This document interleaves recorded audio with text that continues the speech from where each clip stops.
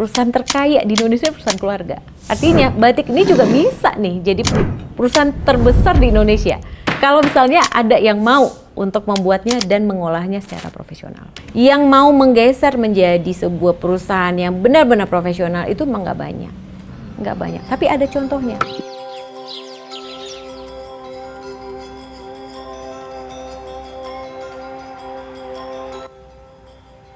Halo, nama saya Nancy Margrit dan saya adalah CEO Batik Fractal Indonesia dan juga sebagai founder Batik Fractal Indonesia. Kalau misalnya Batik Fractalnya itu sendiri tuh difokuskannya produknya apa aja sih, Bu? Kalau untuk Batik Fractal sebagai sebuah brand difokuskannya memang banyak sekali ke produk fashion. Karena kalau untuk lokal batik itu dikenal para penggunanya sebagai produk fashion. Tetapi saat ini sudah banyak sekali permintaan produk-produk lain yang berbasis batik, misalnya merchandise atau home decor. Karena Batik Fractal itu bukan berasal dari tradisi, tapi berasal dari inovasi, ya Batik Fractal itu rumahnya ada di Bandung gitu. Karena Bandung itu memang ya salah satu pusat inovasi ya di Indonesia ya. Di masa itu tuh orang mungkin akan kaget kayak, kok ada sih batik menggunakan teknologi itu, respon orang pada saat itu gimana? Memang Batik Fractal ini dimulai tahun 2007. Jadi 2007 kami melakukan riset, setelah itu risetnya dipublikasikan. Nah, karena riset kami dipublikasikan di Eropa, itu bukan sesuatu yang aneh. Namun ketika diaplikasikan atau dipublikasikan di Indonesia, jadi merupakan sesuatu yang sangat baru sekali. Jadi sebetulnya kebaruannya tetap ada kalau di Eropa, tetapi ketika masuk di Indonesia, dia bergabung dengan atau menyentuh konteks budaya. Nah, ketika menyentuh konteks budaya, sesuatu yang saintifik dan digital itu ada resistensinya, gitu. Jadi ketika dimunculkan pertama kali di Indonesia, memang banyak resistensi. Jadi banyak yang menolak, banyak yang menganggap ini adalah penghinaan terhadap batik, blasphemy to our culture kayak gitu. Dan ini ditakutkan juga oleh para pembatik-pembatik tradisional, ini akan menggantikan tradisi batik menjadi sesuatu yang industrial gitu. Padahal sebetulnya kan tidak. Nah, saat itu kondisinya seperti itu. Saat itu prosesnya tetap dibantu oleh tangan manusia atau by mesin? Nah, inovasi Batik Fractal yang diaplikasikan dengan software Jebatik ini, itu toolsnya fokus pada variasi motif. Jadi kreasi motif. Untuk aplikasinya ke berbagai material itu benar-benar tergantung siapa yang mau pakai. Kalau misalnya ini akan kita pakai untuk menggunakan memperkaya batik tradisional, ya tentunya metode produksinya nanti akan ke canting cap atau ke batik tulis dan sebagainya. Jadi keputusannya seperti apa itu really depends on the users. Kalau decision dari Batik Fractal sendiri, apakah software ini nanti dipakai sepenuhnya untuk industri atau untuk memperkaya UMKM batik tradisional? Buat kita, fokus kita adalah untuk membantu meningkatkan UMKM batik tradisional. Itu our decision dan position. Jadi di sana. Itulah sebabnya software Batik Fractal ini atau software Jebatik ini semuanya user interaction-nya, UI UX-nya itu dibuat semirip mungkin dan sebaik mungkin untuk mewadahi pembuatan batik tradisional. Jadi prosesnya itu sebetulnya nggak aneh-aneh banget. Seperti kalau kita membuat sebuah motif batik atau membuat produk batik ya. Pertama kita lihat motif apa nih yang mau kita buat. Batik Fractal selalu terinspirasi dari motif tradisional yang direkayasa menjadi modern dengan menggunakan software. Jadi kita lihat motif tradisional apa nih yang menjadi inspirasi kita. Setelah itu di-redesign atau direkayasa ulang dengan menggunakan software Jebatik, menggunakan algoritma Fractal tadi. Setelah itu jadi kertas kerja nih, di-print kertas kerjanya. Kertas kerja ini kemudian kalau mau buat batik cap, dibuat capnya. Kalau mau dibuat batik tulis, dia langsung di-trace di atas kain. Setelah itu dicanting, setelah itu masuk ke proses pembatikan tradisional biasa. Fractalnya ternyata fractal itu adalah sebuah terms di matematika. Betul. Itu tuh apa sih sebenarnya, Bu? Fractal itu? Fractal itu adalah memang sebuah prinsip matematika yang juga sebetulnya dapat dilihat di alam semesta ya. Nah, prinsip ini memperlihatkan adanya perulangan atau iterasi bentuk-bentuk yang ada di alam semesta. Nah, setelah kita lihat ternyata perulangan-perulangan ini banyak kita lihat juga di karya-karya manusia, termasuk salah satunya di karya batik. Tapi kenapa akhirnya memilih batik sebagai medium yang oke deh kita akan bikin batik fraktal gitu? Nah, itu memang kejadiannya ketika saya dan teman-teman founder itu kita sedang berkumpul dan membicarakan tesis di sela-sela membuat tesis menggunakan prinsip fraktal membuat bangunan. Dia membuat gambar-gambar bunga, gambar-gambar daun, dan di mata saya itu terlihat seperti batik. Dan setelah kita lakukan riset lebih dalam tentang batik dan prinsip fraktal di alam semesta, ternyata memang ada, yaitu dari sisi perulangan atau iterasinya dengan berbagai bentuk. Terus kita berpikir, kalau prinsip fraktal ini bisa digunakan untuk batik, berarti logikanya kita bisa dong bikin tools tertentu menggunakan prinsip fraktal yang khusus buat batik. Sehingga akhirnya J-Batik ini kita buat untuk mengubah atau merekayasa motif-motif batik itu dengan menggunakan rumus-rumus matematika fraktal.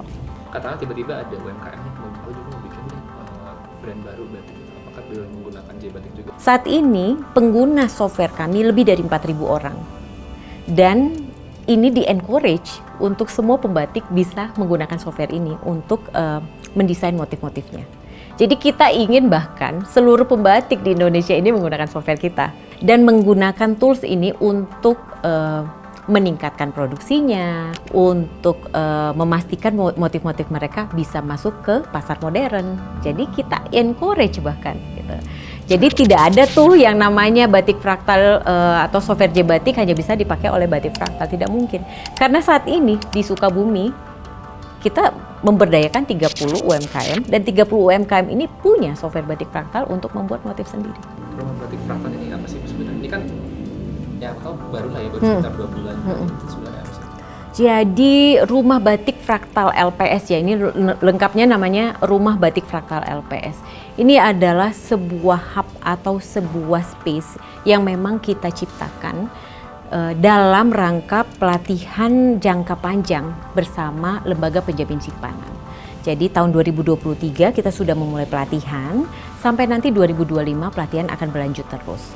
Di dalam pendampingan jangka panjang ini, kita bertugas membuat ekosistem batik. Nah, Sukabumi sebetulnya bukan daerah penghasil batik, ya kita tahu gitu. Sukabumi Cianjur itu ada batiknya, tapi bukan yang menonjol. Pembatik-pembatik di Sukabumi ini masih tersebar. Tugas kita membuat ekosistem. Ekosistem ini bukan hanya ekosistem untuk membuat batiknya, tapi juga mengkomersialisasikannya. Gitu. Ketika kita mengkomersialisasikan batik, itu dibutuhkan sebuah space untuk memasarkan.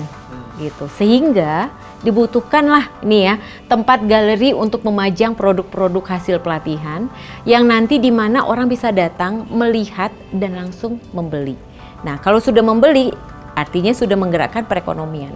Dampak ekonomi itu yang akan kita kejar juga. Selain pembatik makin pinter, digital literasinya makin bagus, kemampuan membatiknya meningkat, komunitasnya terbentuk, ekosistemnya terbentuk, tapi juga dampak ekonominya langsung dirasakan, dan ini ada di Sukabumi. Kenapa Sukabumi sih yang dipilih sebetulnya ya untuk rumah batik ini? Itu keputusan dari LPS. Nah, kami bekerja sama dengan Lembaga Penjamin Simpanan.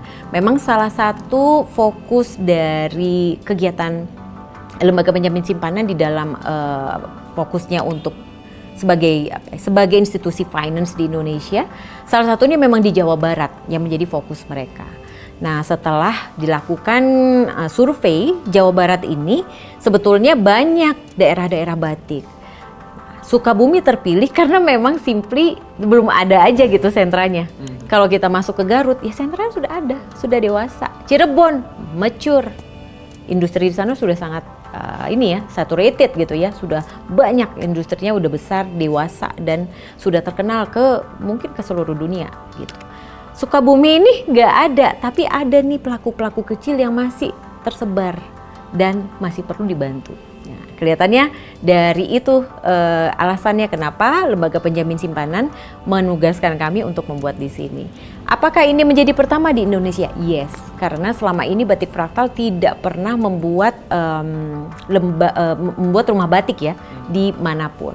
Kami melakukan pelatihan di sebuah komunitas yang kami tinggalkan ilmunya, tapi tidak ada fisiknya gitu ya, karena kan pelatihannya pelatihan capacity ya, kapasitas yang dilatih.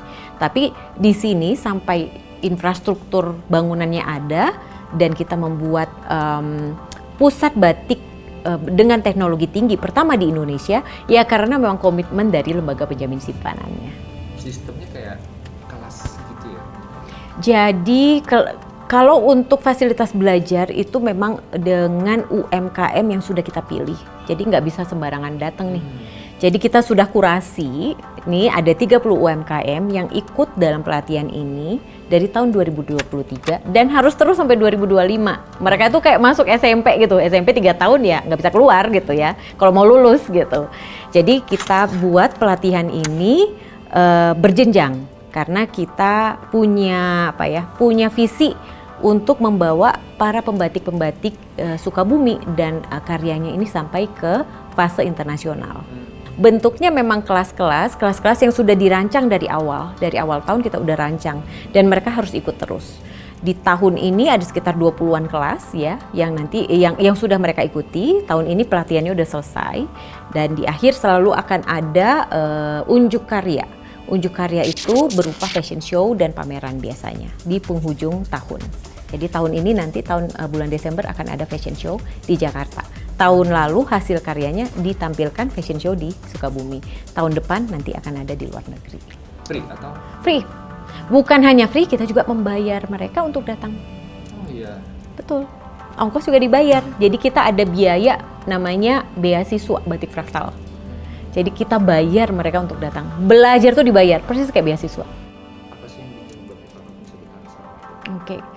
Kenapa Batik Fraktal bisa bertahan 2007 hingga sekarang? Sebetulnya perjalanan itu juga tidak mudah ya, ada naik turun ya, baik dari sisi bisnis maupun dari sisi bagaimana kita menyikapi pasar atau menyikapi kemajuan teknologi gitu. Nah, kalau dari sisi pandang aku sebagai founder yang terus menjaga api perusahaan ini bisa nyala terus, itu banyak sekali sisinya. Pertama dari sisi bisnis. Dan kedua dari sisi manajemen atau kekompakan internal.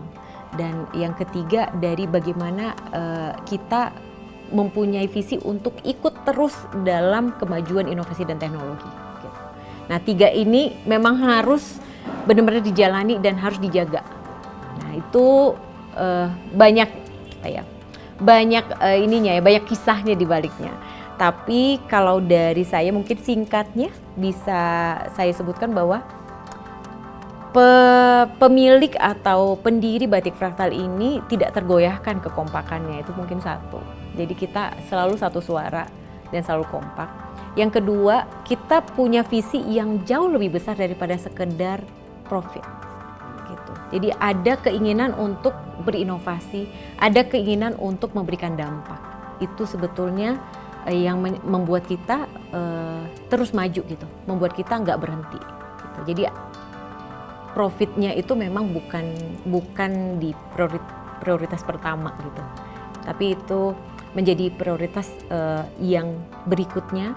Tetapi yang kita utamakan adalah bagaimana caranya kita berdampak dan kita tetap berinovasi. Ada pesan nggak mungkin buat terutama hal yang tadi kali ke UMKM? Sebenarnya ini susah gampang ya, terutama kalau UMKM berbasis budaya. Nah ini memang berbeda. Batik ini adalah sebuah bisnis yang secara naturalnya dia turun-temurun. Harus kita ingat lagi, perusahaan-perusahaan terbesar di dunia ini adalah perusahaan keluarga yang umurnya tuh ratusan tahun. Perusahaan terkaya di Indonesia perusahaan keluarga. Artinya batik ini juga bisa nih jadi perusahaan terbesar di Indonesia kalau misalnya ada yang mau untuk membuatnya dan mengolahnya secara profesional. Yang mau menggeser menjadi sebuah perusahaan yang benar-benar profesional itu memang nggak banyak. Tapi ada contohnya, batik keris. Batik Danar Hadi itu sudah generasi ketiga keempat gitu. Sampai mereka begitu besar dan saya nggak yakin mereka akan hancur gitu, makin besar malah.